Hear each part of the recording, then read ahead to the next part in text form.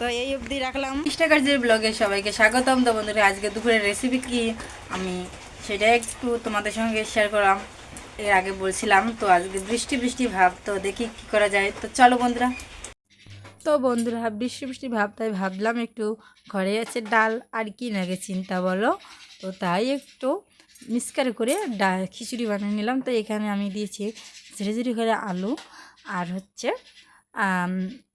Half kilo আতপ চাল আর হচ্ছে 250 গ্রাম মুসুর ডাল। তো বন্ধুরা তো দেখো কত সুন্দর কালারটা হয়েছে।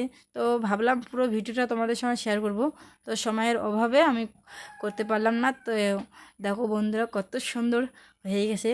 তো আমি এর মধ্যে একটু দিয়ে দিব ঘি।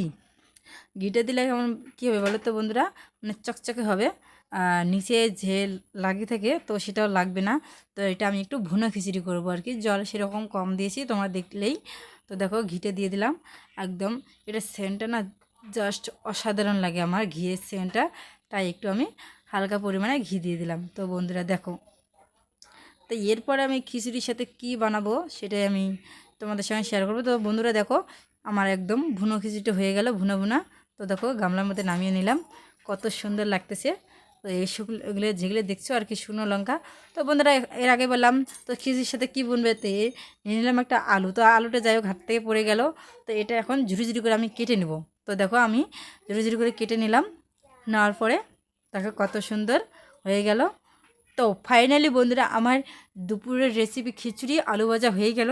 তো তোমাদেরকে আমি থালাটা দেখাচ্ছি, দেখো এই ছিল আমার ভিডিও। তো বন্ধুরা কেমন লাগলো অবশ্যই কমেন্ট করে জানাবেন, যদি ভালো লেগে থাকে অবশ্যই একটা লাইক কমেন্ট সাবস্ক্রাইব করে দিয়ে পাশে থাকবেন। তো বন্ধুরা এখন আমি খেতে যাব, বাই বাই।